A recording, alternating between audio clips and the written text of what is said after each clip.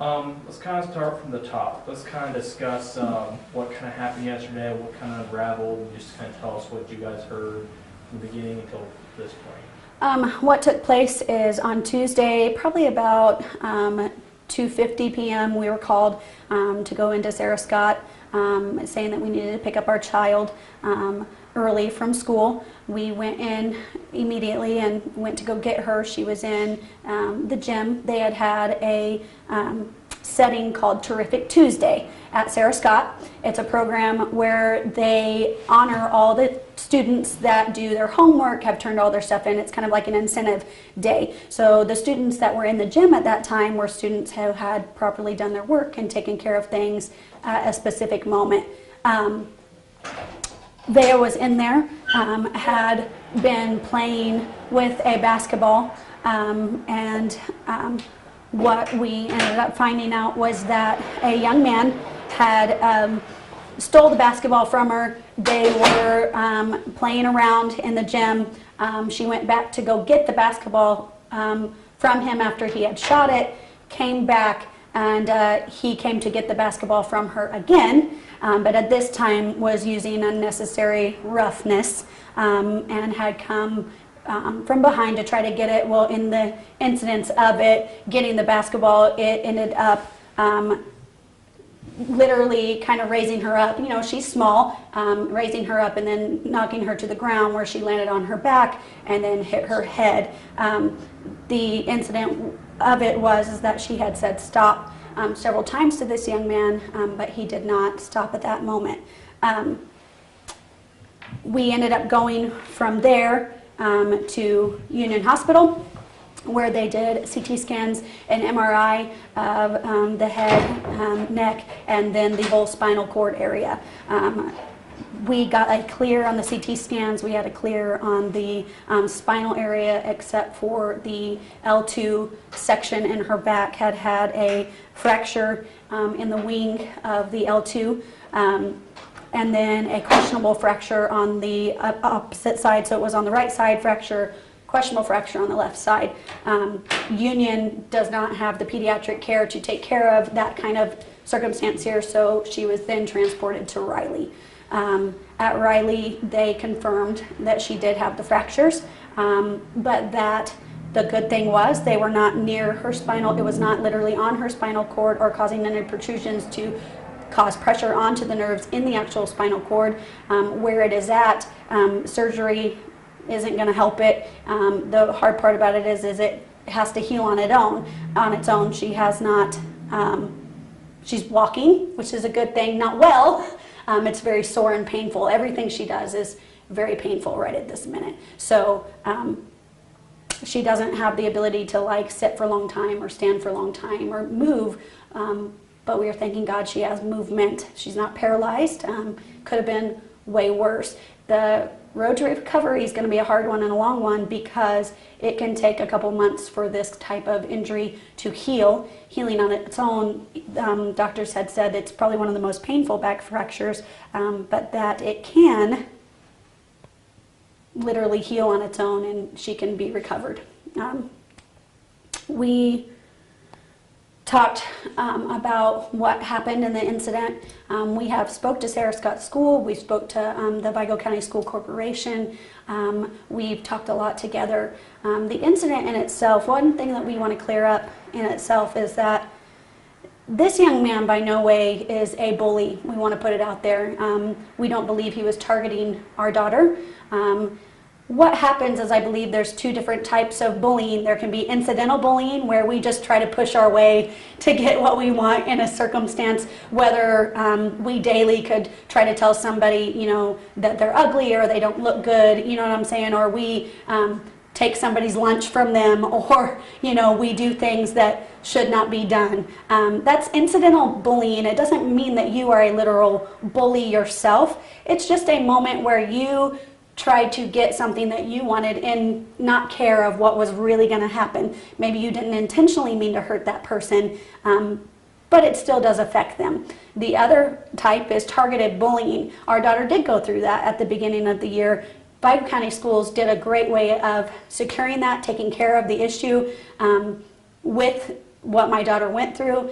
So we faced both ends of the spectrum this year. Our biggest goal is that we are not here to defame this young man and nor his family. We know that on social media that it's got blown up as being bullied. It was a bully type situation, but this young man is not a bully. We don't want him labeled that way.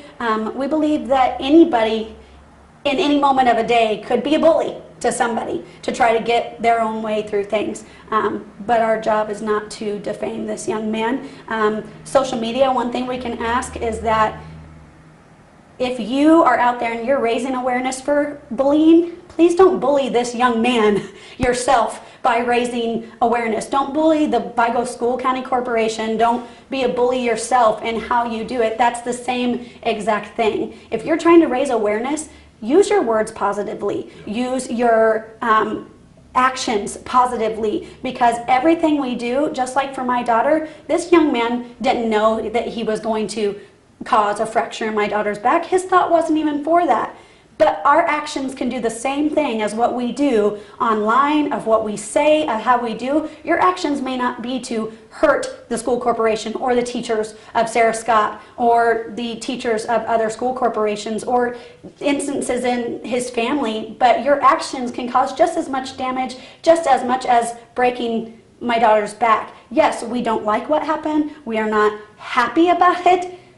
But we also know that these kind of things can be taken care of and raise awareness in a positive way so that all things can work together. It's our job as parents to work together with the school. It's our job as family and friends to work together to make sure things are done correctly. And I think that's the biggest goal, is making sure that this is seen in the correct light, that this isn't drawn to be like this young man has been targeting my daughter for months and months. We've already had that happen and didn't even go to the news about it. Do you see what I'm saying? So things can be handled correctly.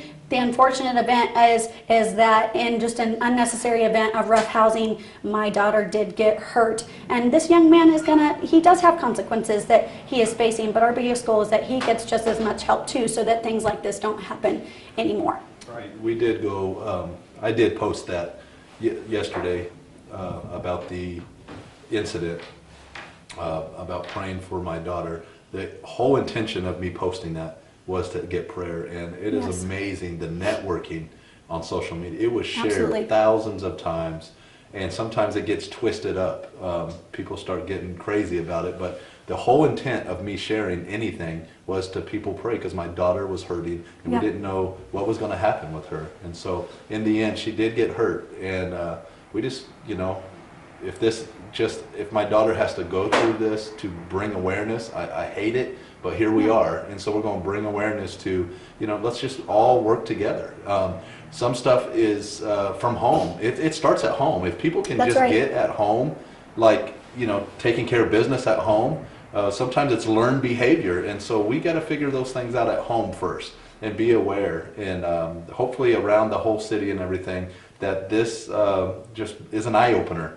It's unfortunate that it had to happen with us, and I know it's only through God's grace that we can go through this. I got to stand on the Word of God. I can't stand on anything else, to know that we can make it through this, and He can turn it for His glory. That's the bottom line.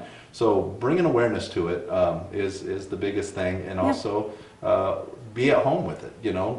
Be involved in your kids' lives. Start at home. Change the atmosphere at home before they go to school, because the schools, all the schools in the city, they're dealing with it from a different point, and we want to blame the schools and we want to blame the teachers for what these kids go into, because the home life's not the greatest sometimes. And so we get it. So we're here just to make a statement, just to tell you guys that where we are, and it did happen. It does hurt. So in the end of all this, it's still the same. Please pray. Well, pray for my daughter. Pray for our family, that we recover through this and we keep moving on. And pray for the other young man. Pray for his family. Pray for him. Yes. Encourage him. I was going to ask about that. Had he reached out to you at all about what happened? They haven't reached out to us, but honestly, I have not expected that. And I mean, I can imagine how they feel. I don't even know him personally or the family, and I can only imagine how they feel on the other aspect and the other spectrum of this. The hard part about this is that this incident can either be used for good or bad, and we want to use it for the good to raise proper awareness that every day there's some sort of type of, like we say, we're not trying to use the term loosely because in the corporation and different things, a bully is somebody who repeatedly, effectively does something to cause harm to somebody. But like we have said, we also believe there's incidental acts of when we just try to get our own way and press without thinking of the consequences of what something's going to happen to somebody. That's what happened here. Unfortunately, it's blown up, but we wanted to bring that awareness that this young man, again, the school system has done what they are to do by their protocol. They are handling it.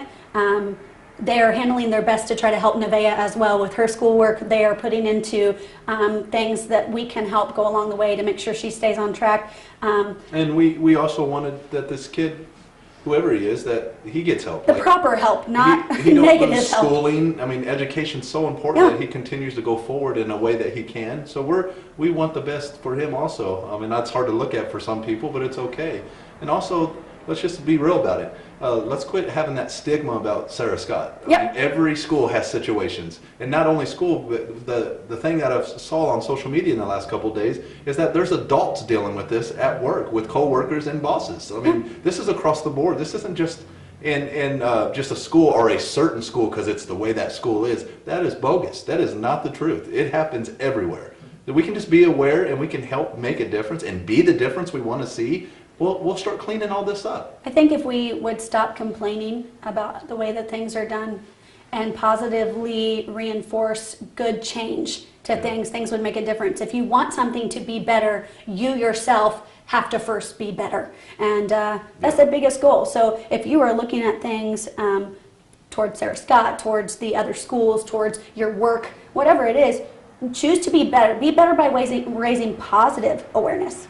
Raise positive awareness. Don't be negative. Don't bash things. And what I've noticed the most is we never make a difference speaking out of our pain and our emotions. When things get very loud, which they have, when things get loud, one of the biggest things I've noticed is people make the worst decisions when everything in their life is so loud that they cannot quiet themselves to make wise, sound decisions.